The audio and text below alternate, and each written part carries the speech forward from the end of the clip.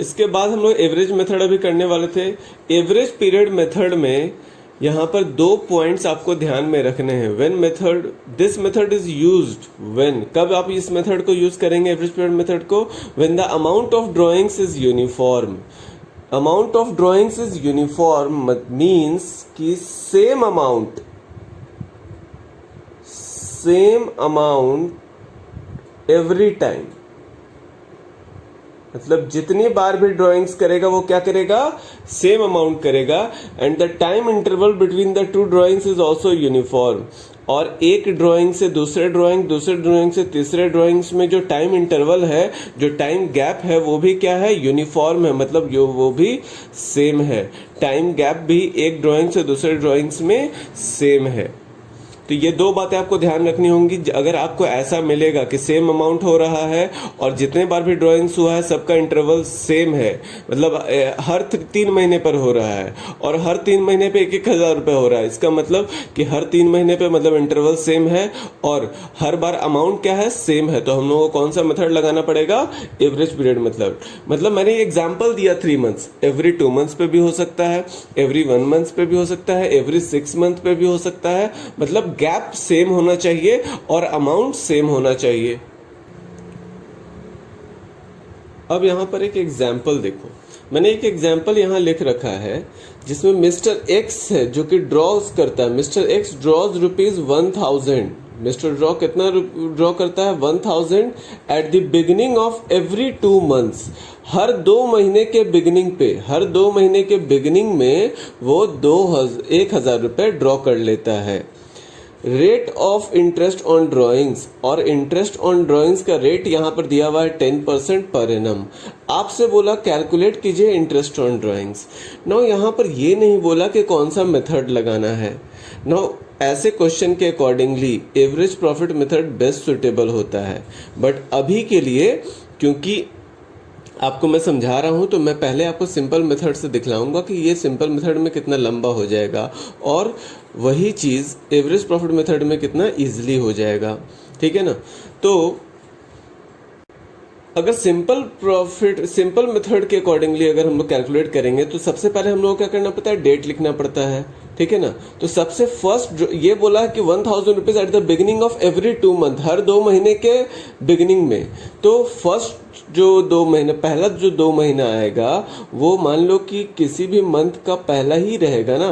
Suppose अप्रैल से मार्च का year है, तो मैंने क्या किया, अगर मैं ही ड्रॉ कर रहा हूं तो मैंने अप्रैल के फर्स्ट वीक में, मतलब अप्रैल में 1 या 2 तारीख को मैंने पहला ड्रॉइंग्स किया होगा 1,000 रुपीज का।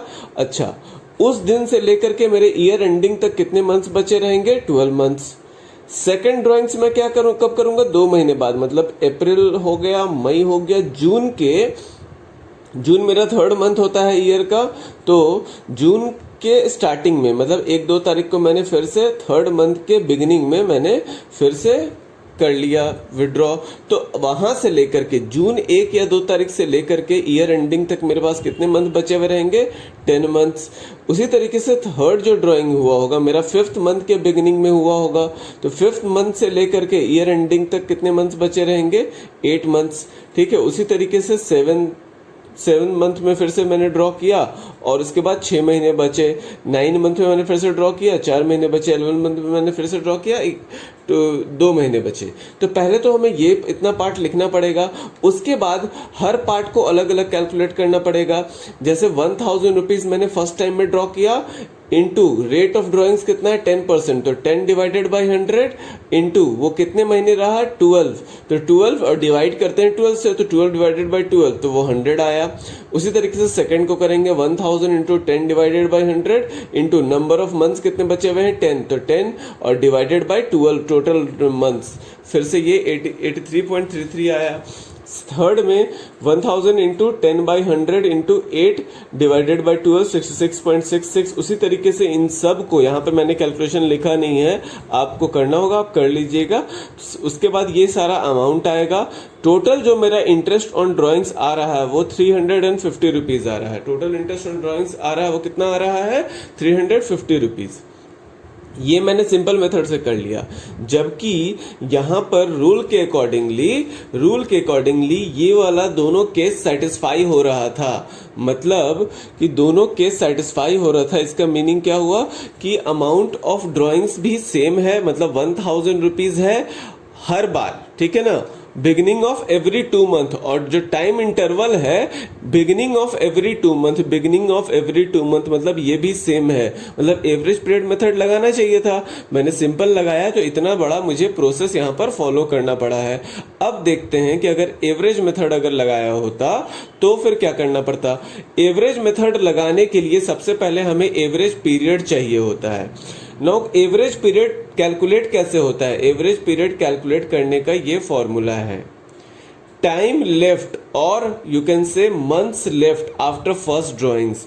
पहला ड्राइंग जब हुआ था उसके बाद ईयर एंड तक कितने महीने बचे हुए हैं, उसमें ऐड करना पड़ेगा time left after last drawings. जो हमारा लास्ट में जो ड्राइंग्स हुआ है उसके बाद कितने महीने बच रहे हैं, ठीक है ना।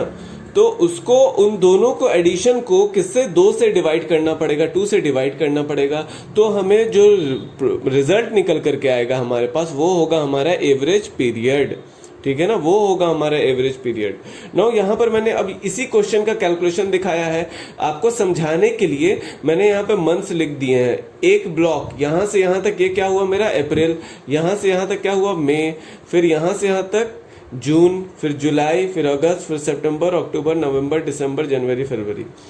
अब यहाँ देखो मैंने एवरी 2 मंथ्स के बिगिनिंग पर मैंने 1000 रुपीज ड्रॉ किए हैं। तो मेरा फर्स्ट ड्रॉइंग्स कब हुआ था?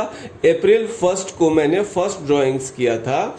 और वहां से अब फॉर्मूला के accordingly time left after first drawings, तो साल के फर्स्ट मंथ में फर्स्ट डेट पर मैंने फर्स्ट ड्राइंग्स किया है, तो वहां से मेरे पास कितने मंथ्स बचे हुए हैं? टोटल के टोटल 12 मंथ्स बचे हुए हैं, पूरे के पूरे मंथ्स बचे हुए हैं। तो ये हो गया, ठीक है ना।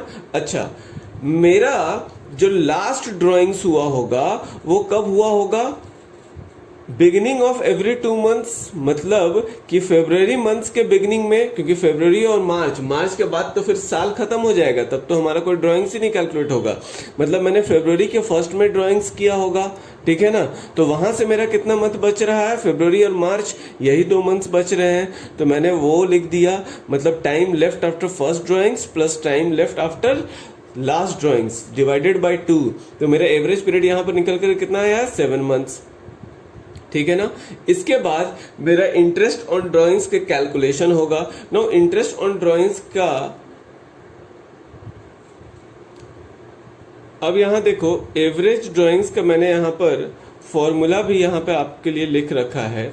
इंटरेस्ट, सॉरी, एवरेज ड्राइंग्स का तो हो गया, सॉरी एवरेज पीरियड मेथड का तो हो गया कैलकुलेशन। इंटरेस्ट ऑन ड्राइंग्स का देखो, इंटरेस्ट ऑन ड्राइंग्स अगर इस मेथड से करना था तो पहले हमें फॉर्मूला क्या चाहिए? Total drawings. तो मैंने 1000 रुपीज एवरी 2 मंथ्स के बिगिनिंग में ड्रॉ किया है। मतलब टोटल मैंने 1000 रुपीज कितने बार ड्रॉ किया होगा? 6 बार ड्रॉ किया होगा, ठीक है ना। तो यहां पर भी ऊपर वाले क्वेश्चन के अकॉर्डिंगली भी कैलकुलेट करोगे तो 6 हो जाएगा। 6 बार किया होगा तो मैं 1000 इंटू 6 करूंगा, तब मेरा क्या आ जाएगा? Total drawings into rate by 100। Rate हमारे क्वेश्चन में दिया हुआ था 10%, तो 10 डिवाइडेड बाई 100 कर देंगे। इंटू एवरेज पीरियड हमने कैलकुलेट कर लिया अभी 7 मंथ्स, तो 7 डिवाइडेड बाई 12 कर देंगे। तो interest on drawings into 10 divided by 100, total interest on drawings कितना आ गया? Total drawings into 10 divided by 100 into average period divided by 12, मतलब जो कि हमारा कैलकुलेशन करके आप देख लीजिएगा वो 350 ही आएगा। और यही हमारा सिंपल मेथड से भी आया था।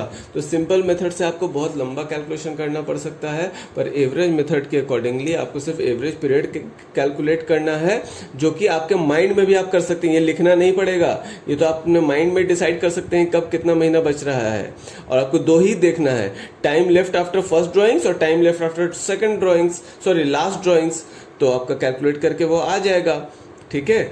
उसको सिर्फ इस फॉर्मूला में रख देना है तो आपका 350 आ जाएगा। इतना कैलकुलेशन करने का रिक्वायरमेंट नहीं पड़ेगा, तो एवरेज पीरियड मेथड्स को हम लोगों को कहाँ पर यूज करना है, जब सेम अमाउंट हर बार विड्रॉ हो रहा है और टाइम इंटरवल मतलब टाइम पीरियड भी हर ड्रॉइंग्स के बीच का जो टाइम पीरियड है वो भी सेम है, तो हम लोग एवरेज यूज करेंगे। अब बारी आती है एवरेज का कैलकुलेशन कैसे करना था, तो मैंने आपको फॉर्मूला बता दिया है, टाइम लेफ्ट या month left after first drawings and month left after last drawings, ये मैंने आपको दिखाया था। चलिए अब बारी आती है कुछ ऐसे भी टाइम इंटरवल्स हैं जिसके लिए एवरेज पीरियड ऑलरेडी कैलकुलेट करके आपके बुक्स में दिया हुआ है, आप उसको लर्न भी कर सकते हैं। तो लर्न भी कर लोगे तब भी तुम्हारा काम हो जाएगा। यहां पर देखो case 1, if the partners withdraw fixed amount, partner withdraw करेगा fixed amount at the beginning of every month, हर मंथ के बिगिनिंग में interest is charge on the whole amount for 6.5 month. तो यहां पर कैलकुलेट करके दे दिया है beginning of every month, beginning of every month में अगर ड्राइंग्स होगा तो हमारा एवरेज पीरियड क्या होगा, 6.5 मंथ, 6.5 मंथ्स, ठीक है ना। उसके बाद when a partner withdraw fixed amount at the end of every month, हर मंथ के एंड में अगर कोई फिक्स अमाउंट ड्रॉ कर रहा है तो एवरेज पीरियड कितना होगा, 5.5 मंथ। और हर मंथ के मिडिल में अगर ड्रॉ कर रहा है फिक्स अमाउंट तो हमारा एवरेज पीरियड क्या होगा, 6 मंथ। तो ये आप लर्न भी कर सकते हैं, ये जरूरी नहीं कि आप कैलकुलेट ही करो, आप एवरेज पीरियड लर्न कर लो, उससे भी तो क्वेश्चन सॉल्व हो ही जाएगा।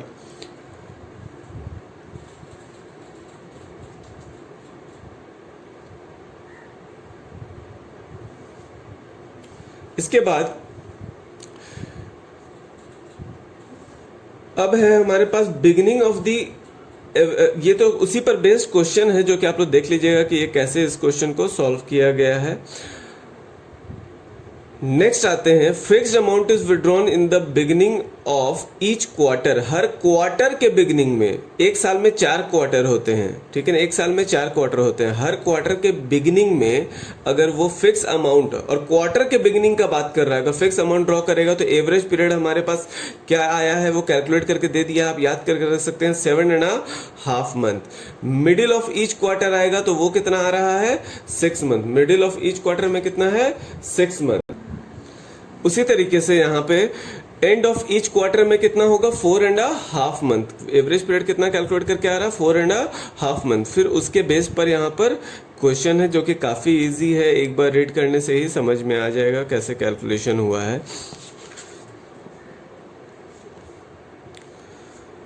इसके बाद यहां देखिए